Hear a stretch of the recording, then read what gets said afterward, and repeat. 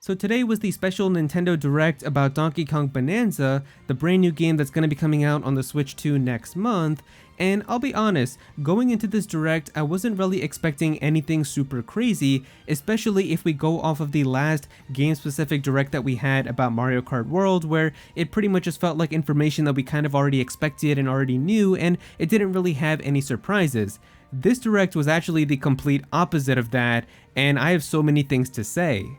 So initially, when Donkey Kong Bonanza was first revealed inside of the Nintendo Switch 2 Direct that happened in April, I was pretty surprised because it felt like people had been asking for a 3D Donkey Kong adventure for so long, but it just felt like Nintendo was never going to do that because they never did anything like that after Donkey Kong 64, so to just see an entire 3D adventure with Donkey Kong was already super surprising, but the game itself looked like it was going to be a pretty good game. It felt like it was going to be pretty solid with what we were seeing with the gameplay of Donkey Kong kind of running around these open environments and smashing stuff around, and I thought that the game was going to be pretty good, but now I no longer think that anymore. In fact, after watching this Nintendo Direct and kind of just seeing really what the entire premise of this game is going to be like,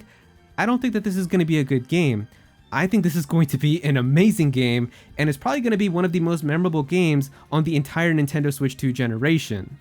The first thing is that this Nintendo Direct finally gave us the premise for what this game is going to be about, and unfortunately the big reveal that they had at the very start of the Direct was actually spoiled by Nintendo of Korea themselves, where they accidentally uploaded the render for this early onto the website back in April. But the thing is, like, that little odd rock that we've kind of been seeing inside of the gameplay and stuff is actually a little kid version of Pauline. And they accidentally spoiled this on the website by showing the picture a little bit early, but if this actually got revealed today and nobody knew about it, I think people would have been losing their mind. But either way, just having Pauline as like a little kid version in here is still super cool, because obviously we know how Pauline is inside of like Super Mario Odyssey and also in Mario Kart and stuff, so to just see a little version of Pauline now and potentially getting some type of backstory now and getting some lore added to this character is super cool. But just the fact that we actually kind of have an idea for how this game is going to work is really kind of intriguing to me as well, because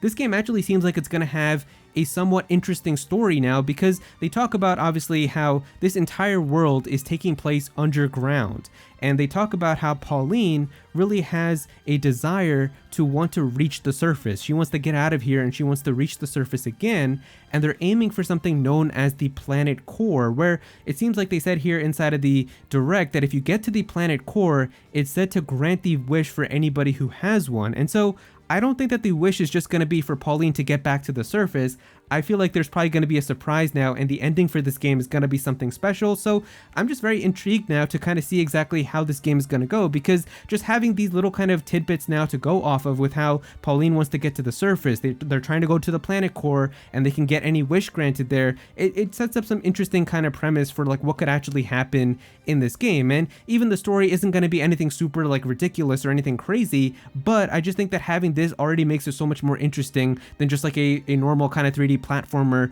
where you're just kind of running around and beating enemies and stuff like that. There's some cutscenes in the game which is pretty cool, but what really surprised me is that there's just straight up voice acting from Pauline inside of these cutscenes, where she's just saying entire sentences with dialogue that is voiced, and that honestly really surprised me, but I love it and I totally welcome it. And now it's honestly crazy that a 3D Nintendo platformer has voice acting before the most profitable, biggest, most powerful franchise in the entire world, Pokemon, which is literally about having like an actual RPG adventure. And so the fact that we have Pokemon cutscenes without any voice acting and they feel so awkward, I'm really hoping that Game Freak and the Pokemon Company, with the big Generation X, Generation 10 on the Nintendo Switch 2, especially for Pokemon's anniversary next year, please just at least have the cutscenes have some voice acting, I beg, or it's just gonna feel so awkward now that we have a game like this that gets voice acting, but not the biggest, most powerful RPG franchise in the entire world. Now moving into the gameplay, this actually really surprised me a lot, because there's actually so much more to this game than I thought there would be, because when I originally saw the first reveal trailer back in April, it just seemed like it was going to be a pretty good game where you play as Donkey Kong and you're just going to be kind of smashing stuff around and powerhousing through a bunch of enemies and stuff inside of this like 3D platformer. But no, there's actually a lot more to this game than I thought. So Donkey Kong actually has so many different attacks, and they showed off a bunch of these attacks and the different properties and things that they can do, inside of the game. And so that's already really cool that there's going to be a lot of different options for things that you're going to be able to do. And I'm sure like a lot of people are going to be able to get very creative with like comboing things and being able to pull off really cool speed runs and stuff like that inside of the game. But what really surprised me is that there's just straight up going to be a skill tree inside of this game where you're going to be able to get collectibles and then use those collectibles to be able to level up certain abilities, like leveling up your power to do more damage, leveling up your heart so that you have more HP, leveling up some of your other abilities for Pauline and stuff. Like, that is honestly amazing, because that really shows me that this game is going to have much more action-y elements and even a little bit kind of RPG-like, with how you can unlock different attacks and stuff and customize like what you want to do with your character. And there's even kind of like stuff like that with the clothing, where you can choose like different clothing to equip for your characters, but the clothing itself also has different stats and properties, so you can strategize like what type of clothing you want to bring to a certain battle, or if you're traversing a certain area. It kind of reminds me a little bit of like these Spider-Man games, because I really love those, where you can customize like the different suits that you want to bring and the different attacks that you want to have and the different properties that you can do. So I really love that type of stuff inside of big action games. So I think I'm going to have a lot of fun with this game. And I didn't even talk about like the Bonanza abilities, which are going to be like your ultimates, where you can basically have like Donkey Kong transform into like these really crazy forms once you fill up this little meter by exploring around and stuff. And then you can turn into like a big Kong Bonanza or a zebra or an ostrich and then have different abilities. And you can even swap between the forms as long as you're in one of them. And it just seems like there's going to be a lot more to this game than just kind of smashing around and kind of going through these areas like really easily than what it seemed like with the original trailer.